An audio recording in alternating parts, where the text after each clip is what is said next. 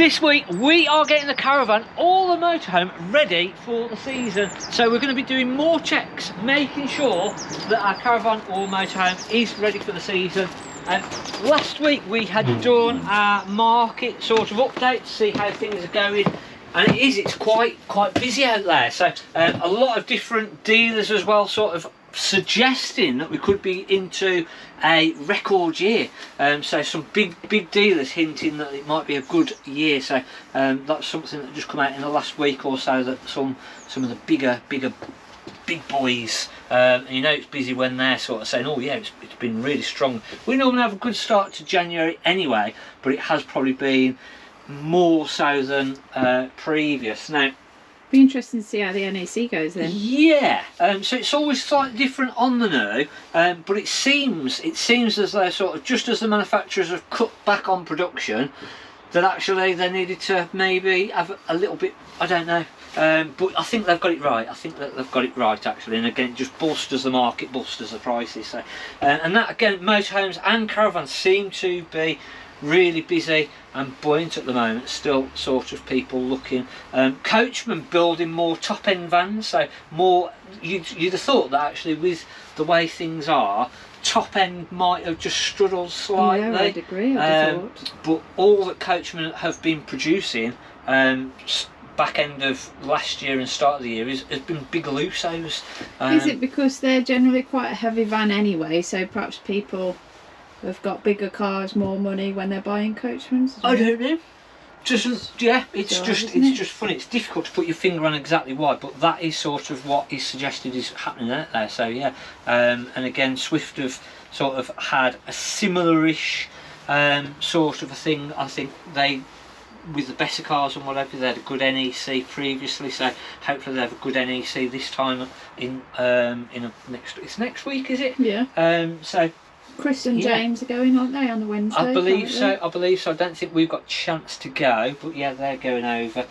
So whether it's caravans or motorhomes, things that we can be doing now, one big thing is that if you have put your caravan away and you've not used it, and even if you have used your caravan, it might not be that you've actually used your gas system. So a really good time now again just to run our gas system through. So when we put our gas bottle on, so we'll actually turn our gas bottle on, I'll see whether we've got a locker with a gas bottle open. So we've got one over here. So just little things that we can do ourselves just to make sure everything is in tip-top condition. So obviously when we connect our gas bottle on, we want to just turn the gas bottle on and then just have a listen, just literally listen, make sure that we can't hear any sort of leaks, can't smell any leaks. We don't need to be a rocket scientist to be able to hear. If you've got a hearing aid, obviously just turn it up, and try and do it where it's quiet. Obviously if there's a load of background noise you might not be able to hear it, but literally we're just trying to listen. And that's the first signs. If we can hear a bit of a hissing, a bit of a noise, it might be that the gas bottle isn't connected properly, so we need to undo the gas bottle, reconnect it. Some gas bottles, they've got the hand wheel, so you don't need a spanner to put them on, and sometimes the rubber seal on the end hasn't quite fitted on properly. It might be that our connections onto the actual regulator up the top here aren't quite tight enough, or they might be too tight. So just connecting up your gas bottle and actually turning it on, that's our first thing. Just listening. Are those hoses got dates on them? Yeah, so again, if you've had your caravan serviced, that should be something that they will check. But when you sort of bend the hose around, you'll find that we've got hose dates on here. So this one, production date 2025. So black hoses, about 5 years. If it's a orange or a steel braided one, up to about 10 years on those. So but it should have a date on there, which is the actual date that it was manufactured.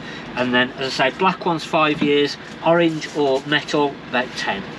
So we've got our gas turned on now, we can't hear anything, everything seems good. So when we now go into the caravan, we want to start on our hob. So we're just going to literally, and again saying whether it's a caravan or a motorhome, we'll go in this one. We like to look in this one at the moment, don't we? So we'll start on our hob, and the reason that we start on our hob is that this is the easiest point to actually physically see and hear. So when we put our hob rings on and we press the gas valve in, we should again be able to hear the gas coming through, or to begin with it might even be the air coming through. So we just literally want to hear, and then we'll start to smell the gas, and then we can hit our igniter, and that then after about 30 seconds, if we've got to bleed the air through the system, that should light up. And what we literally want to do is let it light up, and hopefully then after about 10 seconds we release our gas valve, and that should stay lit. What we'll do then is repeat our process on our other two. So we'll light these up as well, and we can physically see that we've got the gas coming through and that the gas is there and it's lit and everything seems okay. Sometimes if your gas bottle is empty, or you've got a blockage, or there's an issue somewhere else, or you've got a gas valve turned off, obviously if we turn these on and we can't hear anything, it gives us a good sign that we've not got any gas coming through. So again, making sure our lid is fully back, and then also on the gas bottle by the regulator, sometimes there's a little yellow connector, a little yellow sort of on and off switch basically, so make sure that's pointing down in line with your pipe, and that should let the gas through and into the caravan. If we've still not got any gas coming through, it could be that we've got an issue with our regulator. So if we check all of our gas valves, so normally underneath of our appliances or to the side of our appliances, we should have our gas shut-off valves. So we want to make sure that these are not like that and shut off. We want to make sure that these are in line with our pipe and that they're all in line. If they're all in line, we've got our gas bottle turned on, we've got nothing on the regulator restricting, and we've still not got any gas. A couple of things that we then need to do is check whether we've actually got gas in the bottle. So again, you can disconnect the gas bottle, turn the gas bottle on and make sure that we've got gas coming out of there. You'll physically hear it, but again, just a bit of a shake if you don't want to turn the gas on. You should be able to feel that there's gas in there. You can then connect the hose up to the gas bottle and disconnect it from the regulator. And again, sometimes it can be that if you've connected up for the first time, it can just get a bit of a blockage, and the gas pipe itself can shut itself down.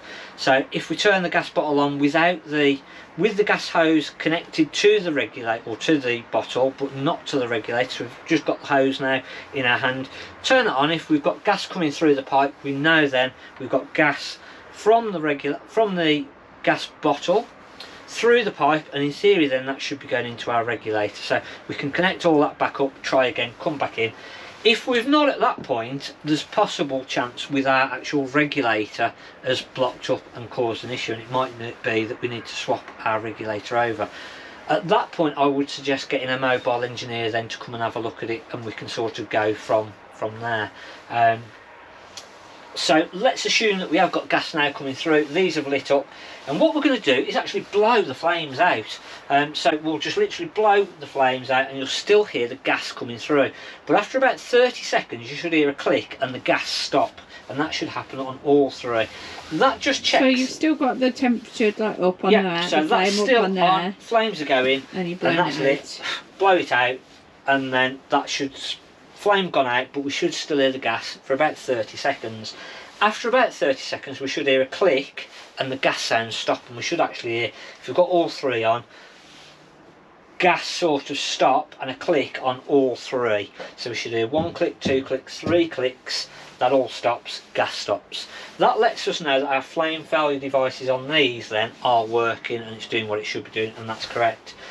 If when we release our gas valve on here and that flame then just goes out, one thing that we can do is sometimes over the winter is the little magnetic valve in the back of our gas valve here can just stick. So just giving it a bit of a knock and then trying again. If that is the issue, that should then stay lit, and it should hold our flame then and actually stay lit, and then we go through our procedure as we said. We can then light up our grill, our oven, and just make sure that they're lighted up. And what we're sort of doing is we're just making sure that we've got enough gas coming through the system, and we know that we've got the gas working, and we're then aiming to get our fridge lit up on the gas. So we're then going to select our gas on the fridge, and hopefully after a couple of attempts our gas fridge should light up. This is probably our biggest issue, is not being used regularly enough, and that causes then problems with the burner on the fridge, and just literally just won't work then. So 4 or 5 attempts and we should light up. Sometimes it might be that we actually need to turn the fridge off completely, leave it for 5 minutes, come back to it, try it again, 4 or 5 attempts, and it should light up. If then we've not got our fridge lighting up, when we've got our service booked in, we can say to our engineer, I couldn't get the fridge lit up on the gas, might need a blowout, might just need something cleaning. It might be that we've got an issue that's not allowing that to actually light up. So again, make sure that the gas valve for the fridge is on, so we've got gas coming through. And then obviously sometimes they can just take a while to get the gas through the system and lit up, but that's a really important one, to try and just get going, lit up and actually usable. That is just going to then make sure that if we can light this up every few months, every 6 months at minimum, it stops problems in the future. And just give it sort of half an hour, make sure it's cooling down, so even if we're in storage we can then just physically feel that the fridge has cooled down and is working. Gives us an early sign to let us know that the fridge is working. And so again, that if that works on the gas, in theory, as long as our electric element is okay, we know that the fridge is actually working, doing what it should be doing. And as long as our electric element is okay, it will work on electric. And if then we come to it later on in the season and the electric's not working, we know it's only going to be an element or a control board that's causing our issue, because the gas lit up, it sent the fridge nice and cold and it's working. So that's a really good one to double check now. What about your heating? Does that fail as much as your so fridge? not as by bad. Not using Yeah, it? not as bad. Again, while we're there, we may as well sort of put the heating on and just run that heating system through as well, get that going. We don't want to do our hot water, because obviously if we've not got water through the system at the minute, we're just going to be trying to boil a kettle with no water in it. It's not going to do it any good. So just your heating system, and again, you can get the caravan warm while you're doing other little jobs on there, checking catches, having a good look round underneath of all your seats, make sure all your blinds are working okay, etc. So that can be done while we're sort of inside the van, waiting for the other fridge to cool down, making sure that everything is working okay on that gas system. Something else then that's again worth doing now is actually, if we can, connect our car up. So let's just connect the car up. We're going to do 2 things. Once we've finished on the inside, so we know all of our gas system now is okay, or we know that we've got problems and we can get that booked in, we'll then connect up our car and just try all our lights, just make sure all of our lights are working. Sometimes over the winter it might be that we've got a bit of moisture in the plug, so if we test it on the car, check everything is working. If it is, brilliant, great. We can then spray inside of here with a little bit of either electrical cleaner or WD-40, do a specific electrical spray.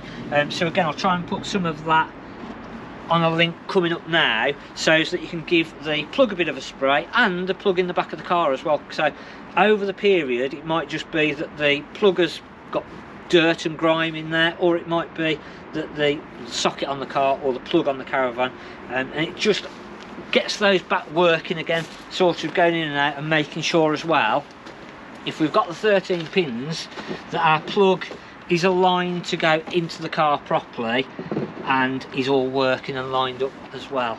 So just nice little checks that we can do now, and it's just peace of mind. We know then that actually, yeah, my fridge is good, my heating system's good. If I go away and there's a power cut, I know that I've got a backup. Or if I go away and there's an issue with the electrics on site, or there's a problem with the electrics in the caravan, I'm still going to be warm. I can still keep my beer and wine nice and cool in the fridge. happy as Larry. I don't need to worry about anything else. So it's just nice little checks just to keep everything in a good working order. Again, while you're sort of in, you can go through, check your lights, etc. What you have got to be careful with, again, is that if you haven't got a solar panel, or if you've not got your mains electric plugged in, we're going to be discharging that battery. So even with the solar panel in this weather, yeah, we're still not getting enough through into that battery. So that's the only thing that you've just got to be careful on, is having all the lights on. Obviously don't go into the van and sort of, if you're in storage especially and you're just running off the battery, don't go in and leave all the lights on for ages. Got to sort of think about how much battery power that we're using, because again, we don't want to discharge the battery down. In theory, when we plug the car in on the electrics, as long as all that's working and we've got all 13 pins wired on the car, we can leave that running for a little bit, and that will give the electric, or the 12 volt battery on the Caravan, a bit of a charge back up again. And then hopefully, if we have got a solar panel, that will then also just put a bit back into that battery. So, but we have just got to be careful. Once that fridge is working, or your hob and your heating systems, they're going to use minimal sort of amounts of electricity. So it's then your lights, if you've got your radio blaring away, I would say while you're in storage, don't put your radio on, and then just check your lights individually and then leave them off. As we are now, just have the fridge on, and maybe a heating system, and then we can just go through sort of checking our cupboards, making sure we've got no signs of leaks or anything like that, as we have done in the previous week. So yeah, I saw a picture on one of the Facebook groups. They'd had their Caravan undercover and they'd gone to it, and all the cupboards were covered in mould. So again, that sort of, with the moisture traps, everyone says don't bother with the moisture traps, complete waste of time. That will help with that, especially if you've had a cover on and you've not allowed the Caravan to breathe properly. Those moisture traps will actually take some of that out of the air and stop it from sort of going all into your cupboards. And again, that's not that you've had a leak, it's literally that the Caravan hasn't been able to breathe properly with the cover on there. So again, that is just something just to bear in mind. Said it last week about going through and just checking, opening all your cupboards and making sure that there's no sort of mould film on the cupboards or anything like that, and if there is, clean it all off, and a good sort of got to be careful what detergents that you use on there, but sort of even if it's the surface wipes, you know, the little wipes that you get out of the little packet for sort of the antibacterial ones, just those are really good. They're not going to cause any issues, but any mould spores that are on there, it's just going to get rid of all of those. So hopefully, once we sort of know that our systems are working, we know our gas is good, we know that we've got gas coming through, so we know our regulator's good, we know then that our gas hose is good. If it is a case that our gas hose is out of date, we can just nip down to the local Caravan accessory shop, or we can order one online, get a new one through. So when he comes to do his service, our sheet's going to be, oh yeah, you've got a nice new gas hose on there. I'm not now going to charge you for one and fitting and all the extra bits. We can just alleviate issues before they arise, and it then makes it look nice and clean on your service sheet. And he's going, bloody hell, this has been looked after well. The gas hose has all been replaced, all your gas system's working brilliantly. Someone's looked after this van, and it just shows then sort of to anybody else going through and checking that somebody's cared for the van.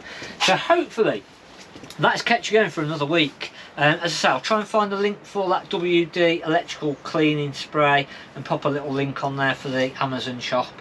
And that should be about it really. Again, next week we'll probably do more bits and bobs or anything that crops up. And we will see you then. Thanks for watching on Market the Caravan Place, and we'll see you then.